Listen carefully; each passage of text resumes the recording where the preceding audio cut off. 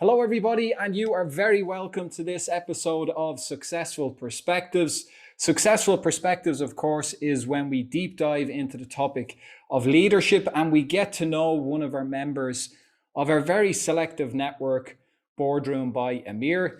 I'm delighted for this episode to be joined by my friend, Tom Otton, who is the founding managing partner of Create Group.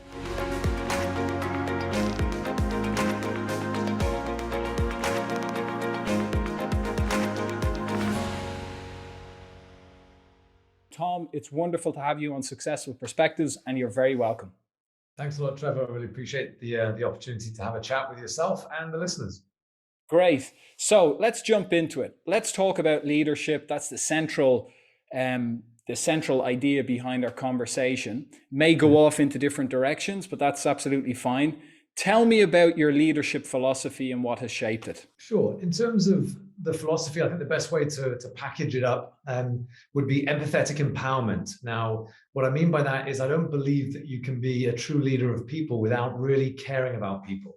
So the empathetic type of, or the empathetic method of leadership really drives that engagement with the people that you're working alongside.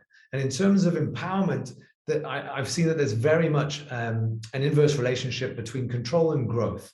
Now, there's no way to grow a company quickly if you're trying to do everything yourself. So making sure that you're empowering the team, but also being really empathetic to the decisions that you're making along the way so that they can really see that you do care about them, you care about the business as a whole, and you're empowering people to actually do their job. What does that look like on a day-to-day basis or even a year-to-year basis? Your evolution, your company has had a lot of success over the years. What has that looked like as it's evolved? It's not shying away from giving people the accountability and the responsibility to make mistakes. It's not overthinking decisions in terms of leadership decisions. We've made a lot of what you would term as battlefield promotions along the way. We've gone from an agency of 60 to 70 people 2 years ago. We're 140 people now. We've had to evolve our entire leadership philosophy has had to evolve along with our growth. If we were trying to make every decision and we were trying to control the narrative continually, we just simply wouldn't have achieved what we've achieved. So very much empowering people to make those mistakes, giving them the space and the support so they can do what they're best at. Now, many of our listeners or viewers will also recognize you from a very well-received TEDx. Perhaps in the introduction, I should have also mentioned, you're a TEDx speaker, you're a very well-respected athlete in terms of the ultra marathons and Ironman, etc. type competitions that you compete in. And maybe you could share with us the central tenets of that TEDx talk that you gave, in case any of our members haven't seen it, and how that kind of peak performance or high performance mindset shapes what you do from the perspective of being a leader as well. I'll give you the summary of the sort of the 15-minute TEDx. It was quite a few years ago, I was diagnosed with cancer. I was very fortunate to have caught it early and moved through that process fairly quickly. But when you go through that process and you're sat across the table from a doctor and he starts talking about percentages around which direction this could go in and how serious it could be, it impacts you on a number of levels. Certainly, I believe that it certainly impacts on a subconscious level as well. That drove me to have a philosophy of trying to squeeze as much life out of life, and it's something it's a tenet that I very much live by. That pushed me to set up my own company. It pushed me to move into I suppose manifestation of that was moving into endurance, ultra endurance running. Now that's something where I find that it's experiencing as much as I possibly can, some far-flung remote place. You're on your own. It's the middle of the night. You've been up for 2 days. For me, that's really kind of squeezing every adventure and opportunity that I can out of the time that I have here. And I feel that we all have a limited time, and we all have the opportunity to do as much as possible in that time period. So for me, when I take that across into the business side of things, it's very much a philosophy of not sweating the small stuff. And I know that that's a phrase that is very much overused, but very much in terms of how do you grow a company? You don't sweat the small decisions. You focus on the big picture. You focus on the fact that there's real opportunity. Lean forward, have a positive mindset and a positive outlook on things, and that's really driven how I live life across every area, whether it's approaching an ultra marathon, whether it's approaching something as mundane as budget forecasting, for example. It's very much like, what could we possibly do here to get the absolute maximum out of it? And yeah, let's take calculated risks. Let's put our our positive hat on and try and really drive that through the leadership style as well.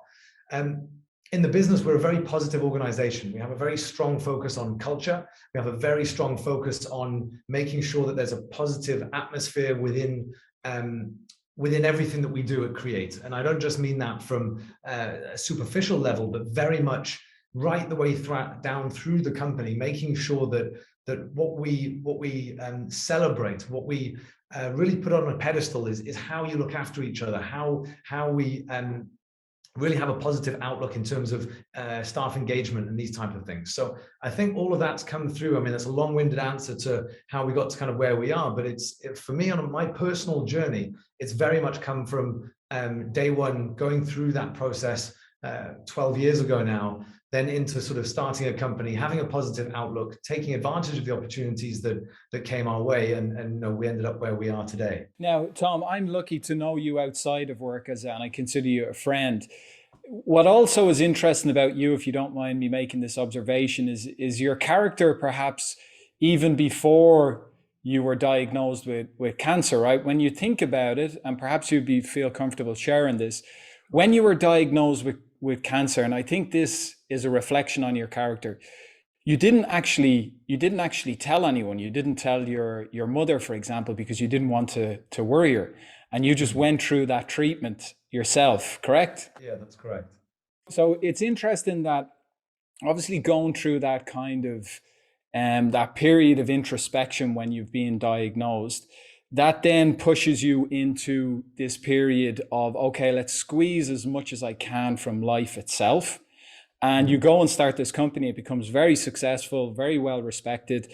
Maybe you could tell us where you are now as an organization, because you're at an interesting evolutionary point. Yeah, I mean, to go back to the point around not telling my parents when I went through that process, it was I suppose the reason I didn't do that is because I felt that I could control that situation myself, and once I needed help, I would then ask for it. And it didn't get to that point. I was able to deal with treatments, etc. over in the UAE myself. I didn't have to bring the family in and worry them.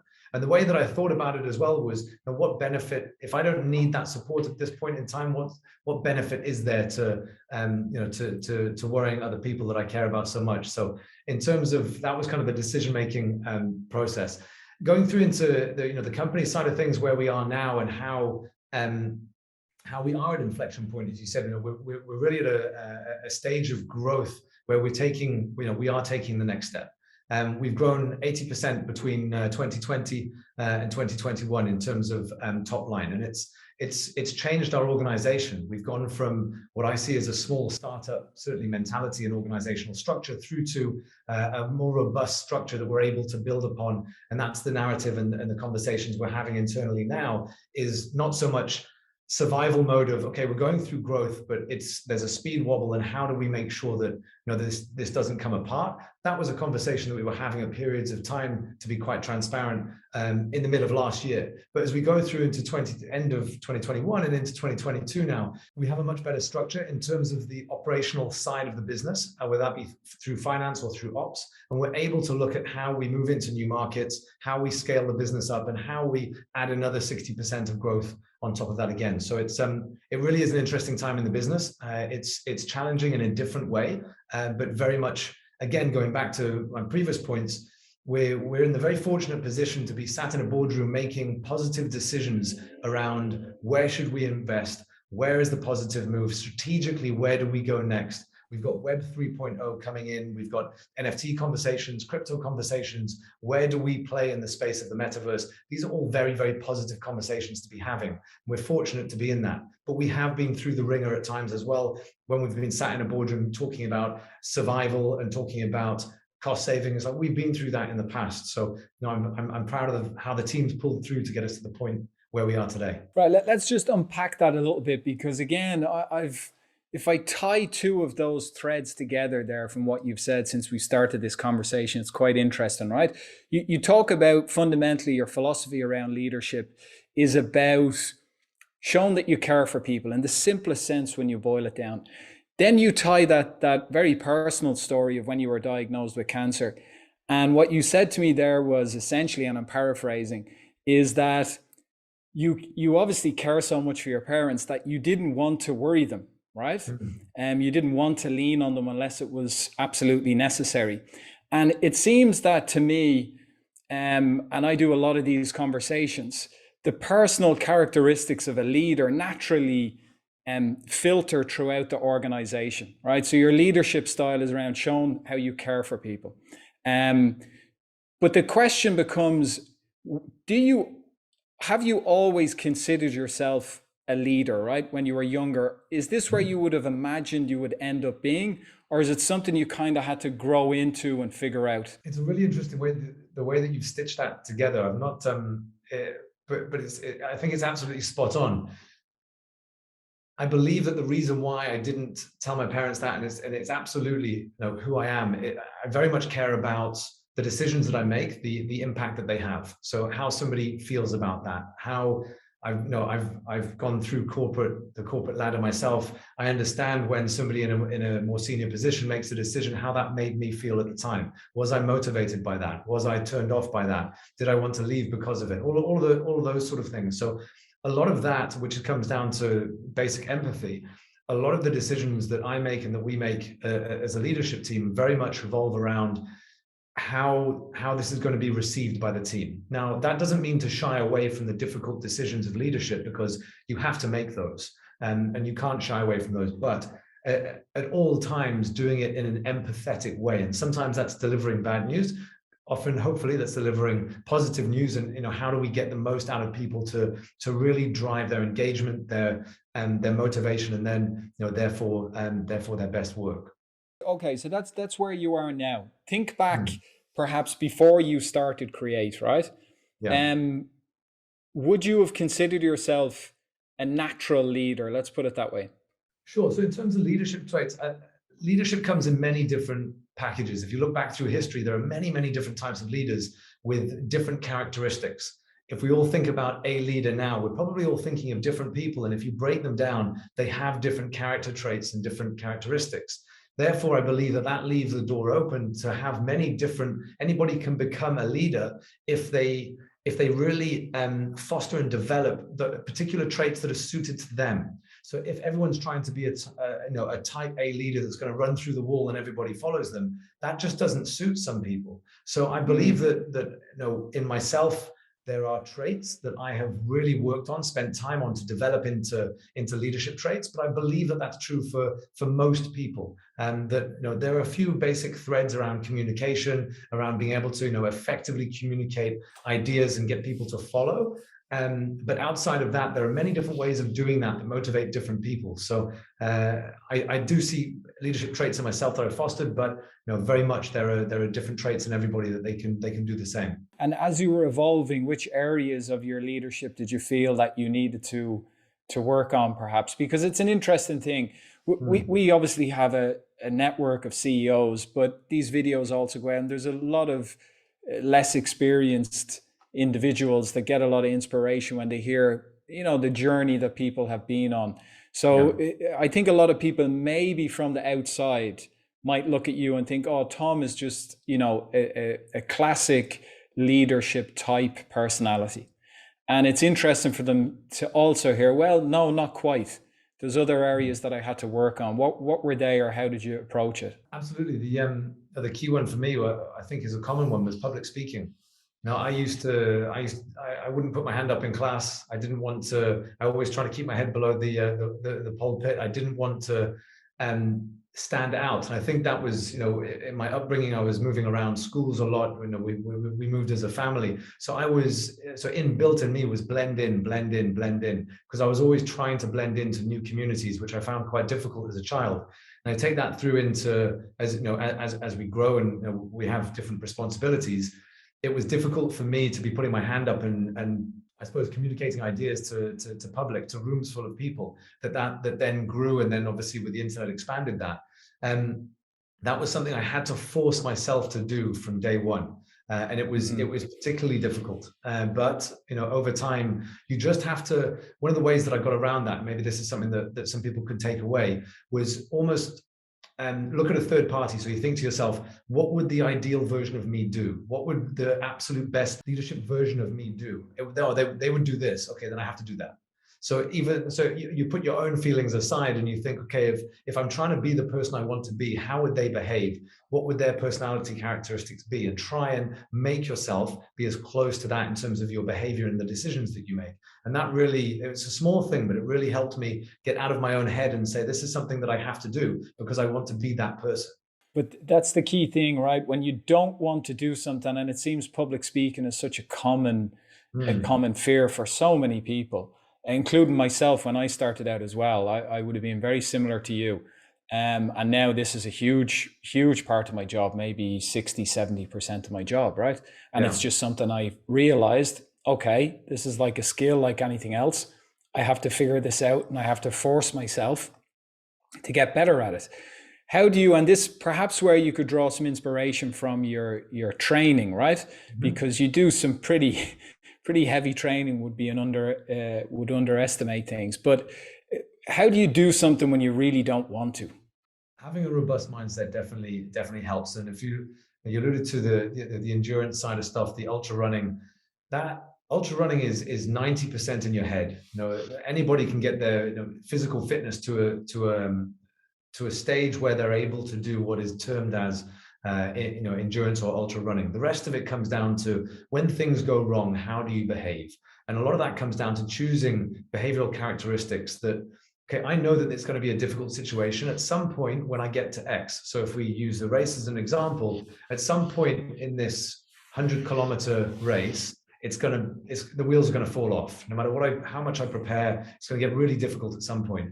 And I'm going to choose how I behave, and I'm going to choose the decisions that I'm going to make before I get to that point. Because if I let myself make those decisions in the moment, I'm driven by emotion. So you try and be as objective as possible and say, right, well, when that happens, I know it's going to happen, but when it happens, this is how I'm going to make this decision. So when you take that into an environment where you're about to walk on stage and you're fairly new at standing up on stage, and you're sweating, you literally want to crawl into a hole and just hide from the world. Like, we've all been there. But you knew you were going to be there because you planned for the talk. You knew that the feeling that you were going to have before you walked onto that stage was going to be X. Now you've chosen to make that decision. You're not going to be led by your emotion in that moment. You have to choose to be the person that you want to be. And sometimes that's in a race, because you've chosen to be the person that's going to complete this, or it's standing up in front of the boardroom, or whatever it is that scares you. You have to make the objective decision beforehand. Let's shift lanes ever so slightly in terms of, we spoke about your personal evolution in terms of leadership as well, and how you've improved that.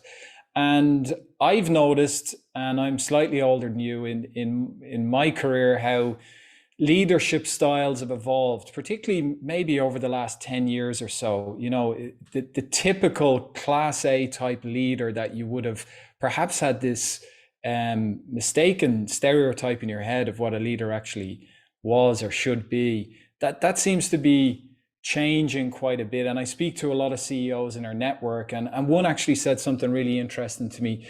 He said, I realized as I got further into my career, that I could let more of my real self out. And that was my actual leadership style. That was the thing that resonated with people, right? Yeah. But that said, there still also seems to be this lingering perception, particularly for certain leaders, with regards to this old mindset of a toxic leadership style. Why do you think that still exists in some shape or form? And we see it in politics throughout the world over the last 10 years of as well, across different parts of the world. What do you think that's about? And why is it that some people are attracted to this type of character? I'm not sure about attracted. I would phrase that as put up with. And I think society has normalized poor behavior in the boardroom, in the workplace. And I think that as a society, we've put up with a lot that we shouldn't have put up with, and we should have changed that thought process a long time ago. Now, as with many things, it takes time to completely evolve the community. Obviously, as you said, that there's people that are working through their careers that will never change. And until they leave and the next leadership I suppose cohort comes through, that might not change. Others are starting to realize that that's actually the leader that I want to be, but I've been normalized. I've been I suppose society has told me that I have to be a certain type of leader, which if we look at media, has told us over the years that that's a type A personality that shouts at people, that gets things done and controls everything, is the smartest person in the room, has the answers to everything. And that's just, it's not healthy. It's not healthy for them. It's not healthy for the community that they're working within. In terms of the shift changes, what people are now putting up with, we've seen many different movements around changing old stereotypes, ways of thinking, and moving through into what we're seeing is kind of like, I suppose, a future of work in many different areas. Now, one area of this is how people will put up with different leadership styles. If you go in, I mean, I'm fortunate enough to work with a lot of the younger generation because we're running a digital agency, so therefore the average age it tends to be quite low. There are certain things that the ways of management, it's not in me, so we don't have a problem with that. But if I went in and started banging my hand on the desk and shouting at people would just leave. Thankfully they've made a decision collectively that we will not put up with certain types of behavior anymore, and that's slowly starting to evolve out of the workplace. Now we're in that kind of a moment in time where those companies that are clearly seen as having empathetic leadership, of having a real focus on bringing your full selves to work, as you alluded to there, people bringing the humanity into the workplace from a leadership perspective, but also a staff perspective. Those communities are able to attract the best talent. People are migrating to those communities because it still seems to be quite different to what's happening in the rest of the market. Now, I don't want to generalize too much, but we're in the Middle East where things seem to be, they're certainly changing, but a little bit slower than other parts of the world. So what we're seeing is that there's a real shift, and there's a real dynamic shift around what's acceptable in other parts of the world. That's slowly coming to the Middle East, and there are more and more companies that are changing their culture, really focusing on employee engagement, really focusing on bringing humanity to work. Because what we're trying to do within the workplace is get people engaged, right? I mean, there's many different data points that will show you the lack of engagement traditionally in many workplaces, which leads to people just checking in and checking out, doing the bare minimum to maintain employment. And therefore, what is the work output from that? It's only ever going to be mediocre at best. Now, with this new way of working, and I don't even like to term it that, but the right way of working, let's say, what we're creating is a cultural environment where people can be themselves at work. They can engage on a whole different level, which therefore makes people feel that they want to be part of a community. They want to give to the community. They give, they take, and out of that comes the best work that they can do because they're fully engaged in that space. And that's what we're trying to foster. And it's great to see that there are companies setting up now that are really focused on that. We've spoken a bit about this, your journey in terms of really trying to foster and instill a great culture in the company. What have been some of the key learnings during that journey? I would say when you're trying to go through that process, you're trying to foster that type of environment, is to overcorrect into it. And every time I've thought, are we going too far here? Is this abnormal for a company to do X or to do Y? Every single time that we've done that, and unfortunately, there have been a lot of opportunities to do that through the COVID pandemic. We've had family situations, we've had, everything that you can think of. Anybody that's managing a large group of people has been through this in the last 18 to 24 months, where there's been opportunities, countless opportunities to really lean into not seeing yourself as a work community, but very much as a family community. And that's helping people financially, it's helping people emotionally. How can we pull together to create the environment that doesn't feel like work when there is an absolute storm going on in somebody's life because of the pandemic, because of all these sorts of reasons? They're living with people that are losing their jobs, all sorts of things. And I think collectively we've had the opportunity to create the space where they think, wow, I'm happy to be part of this. This is one less thing I need to worry about. I don't have to worry about losing my job because I'm having to deal with this right now. And then when that gets resolved, what happens is they give more to the community. They fully engage with the organization. So it's been transformational over the last 24 months to really put our culture to the test and really give us as leadership the opportunity to lean in, to really live by the words that we say, not just pretty words on the wall that try and motivate people and say that we're a people first organization. That only matters when somebody's come to you with the opportunity to say X, Y, or Z has just happened in my family and I just don't know what to do. And because whether we have the contacts or the finances or the wherewithals to help them, we do so. That is what creates the community and the culture, not just saying nice things on LinkedIn about leadership. And for you personally, Tom, has that been one of the more satisfying projects that you've worked on in terms of instilling this culture? Yeah, honestly, it's what gets me out of bed every day. And I know that might sound a bit cliche, but waking up and knowing that we've created the environment in the workplace where we can walk in, high five people, sit down, have a cup of coffee, and they want to be there and share their weekend story about whatever they got up to, and it's a really engaged conversation. We don't have this kind of really strict hierarchical structure where people are afraid to actually open up, and sometimes people come in with they're going through something, they're emotional at work, and I suppose for me, when I look at that and I think that, wow, we've created an environment where people feel so comfortable that they can behave like this, then we're doing something right. And that's more satisfying than anything that's on a spreadsheet or anything else that comes along with building a business. Nice. There's been a nice arc to this conversation when you think about where we started off and now where we're finishing up, in terms of your own personal journey, even starting before Create itself. And now you're at this point where it's all about creating a unique culture that creates meaningful relationships within the organization. To close off the conversation, Tom, you've been very kind with your time. To close things off, what has been some of the best advice that you've received from a career perspective, but also maybe just from a life perspective that you bring into work? Sure. And I think it's actually along the same vein as the conversation, which is kindness and vulnerability are an absolute strength in the workplace. Now, going back to your previous points around type A personalities would never have brought that level of kindness and vulnerability into the workplace. In terms of how to get the best out of people and teams, if we're talking about advice for leadership, it's very much showing vulnerability around you don't have all of the answers. The fact is that you can create and you can answer the question as a group rather than as an individual. And it